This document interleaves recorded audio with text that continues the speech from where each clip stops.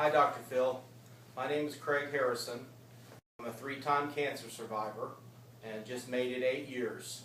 I've got a few notes here, excuse me, just to keep me on track so I don't slip off down the bushes. Anyway, I mentor on a cancer society, sponsored by the American Cancer Society, on a cancer board. And I use my experiences from cancer, surgeries and treatments and stuff to try to help others. But really what I focus on a lot is the mental and the human aspect of cancer. What I like to refer to as the common chords of humanity, which is the common feelings, fears, and thoughts that cancer patients and their caregivers experience as they journey through cancer.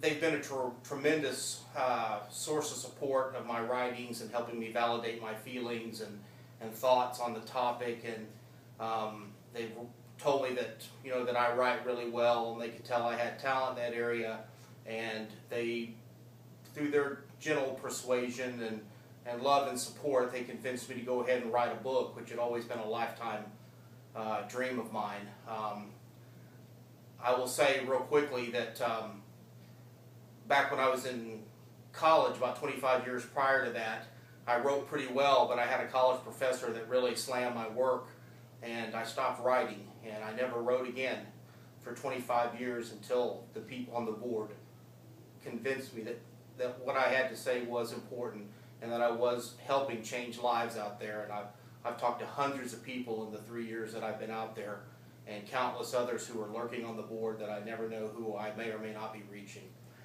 But I finally took them up on their offer, and I wrote the book.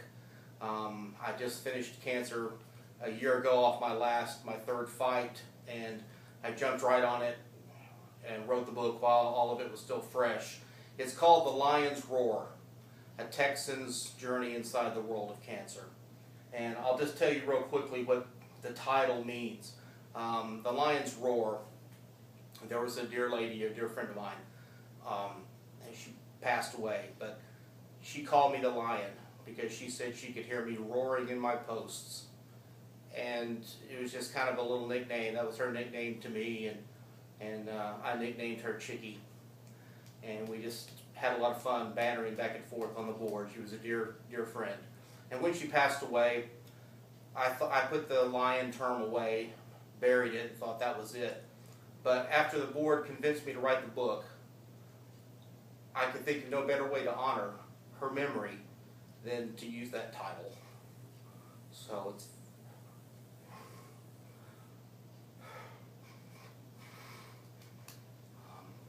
it's very personal to me.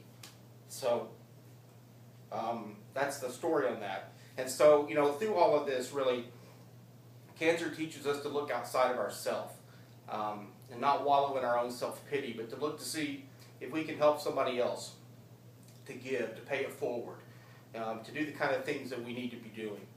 And that's what I want to do with this project. That's what I want my real life do-over to be. I want to be able to see if I can get this book published. I've tried several literary agents, and I've received, of course, all rejections, but a couple of them have told me that there has been merit in my work, but it just, me being an unknown author and without some guaranteed success of a guaranteed sale, nobody's willing to take that chance on me. Now, what I'm asking for you, Dr. Phil, is to take a chance on me, man. Take a chance on me, okay? Because, we could do it. This is big. I feel it's big. I don't know. The only thing I can say is, let me send you some sample chapters. Let me let you read the book. Let Robin read it. Okay? I'm popular with the honeys. Trust me, I know who my demographic is. But there's a lot of men that follow me too, because I think that, for men, they're always looking for role models, and they're always looking for somebody that they can emulate. I mean, I'm the same way. We're all geared the same, right?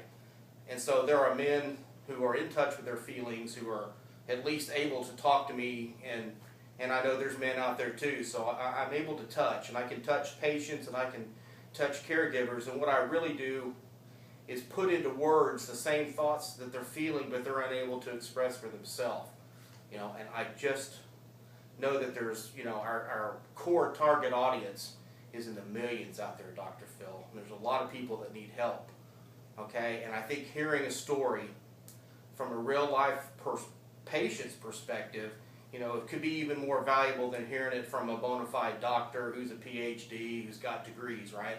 Because I come from the real world application, okay? I'm the old school, okay? I've been through it, I've done it. You know, well, I don't have all the answers, I have a few of them.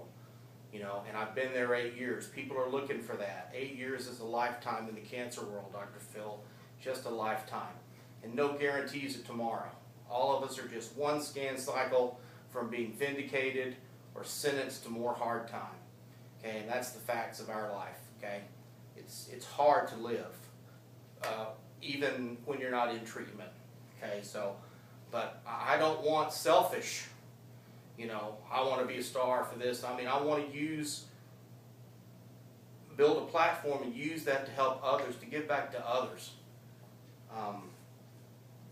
And so I want all of y'all to read it. I think you could read it. You can tell me right away if you and your family think it has merit. I think you'll get something out of it. I think you'll see. I think you'd like it. But anyway, I would love to do that if that would help in the decisions. I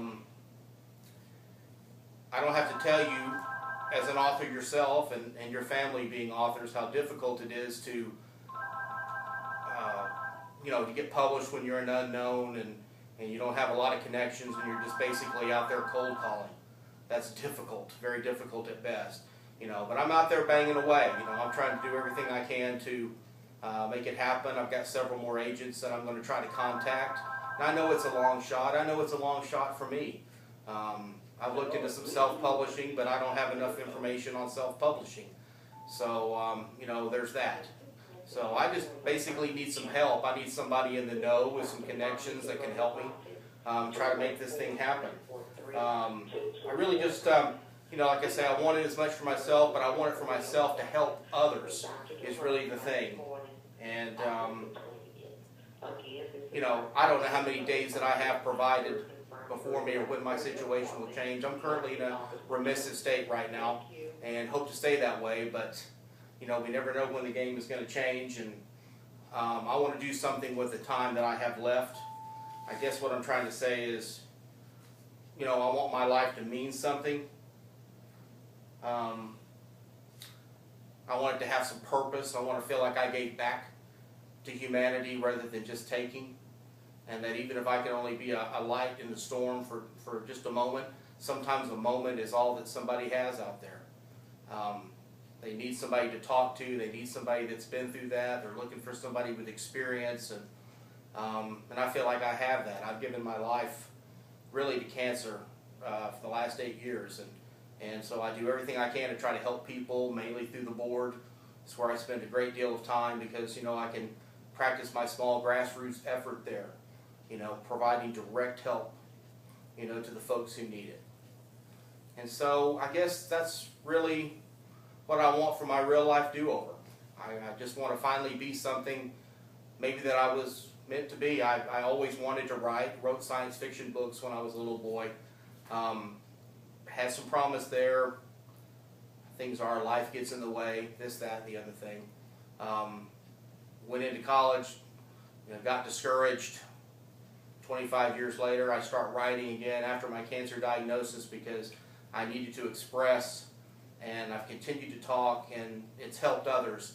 And if they're not blowing, you know, smoke up my tailpipe, then I've touched hundreds. I've got many people still following my story. So this is a bona fide deal, totally legitimate. I hope you can help me. All I can really ever ask for is a chance. I think that's all that any of us ask for in life. It's just a chance. And I just want a chance, Dr. Phil. I want somebody to get behind me, okay? Somebody to really, and there's just no telling where we could go. This is important for my life. I don't want to go into take up a whole lot of time, but I had my sister murdered back in 1986 in Texas. I don't know whether you heard about it, but it was her and 2 of her friends. It was part of the largest Texas manhunt in the history of Texas. My sister was murdered. My uncle later committed suicide. My wife and I lived through an F3 tornado. about 12 years ago, and I've had cancer 3 times. So safe to say, you know, and those are the highlights. I guess I just want something in my life, and I'm willing to work for it. I'm willing to do it. If you take a chance on me, I won't let you down. I'll deliver. I need somebody to believe in me. I need somebody to get behind me. I need somebody to see something in me, and then I can give it away and try to help. So I guess that's it. I'll cut it short. And just to let you know, I'm sincerely on the level with this. I've always been thinking about more ways to pay it back, and I thought if we could ever get this book to a publisher and we actually got it printed, that I would be interested in donating part of the proceeds to cancer research for my particular brand of colorectal cancer, maybe other regular cancer as well, and I'd like to even donate part of the proceeds to my cancer board so they could update their equipment and keep the phone lines open there, because that's a real lifeline to folks out there who are first diagnosed and scared and need some place to turn to, and they go there looking for people like myself and others who serve there to try to help and support them. So I'm interested in giving back in that way. Like I said, it's not totally about me. I'm just the instrument, you know, that would get it out there, something to put a face on it. Okay, well, I'm tired. Thank you, Dr. Phil. I appreciate your time and consideration. Thank you, Robin and Jay and the whole staff of the Dr. Phil Show. This is a really terrific opportunity for everyone. I don't envy your position. Gosh, there's a lot of stories out there, and I don't know how you're going to pick them. It's a shame there can't be more than one. I just wanted to thank you once again for the opportunity to be considered to be on your show, and I look forward to hearing from you. And you guys take care, and thank you again. Take care. Bye.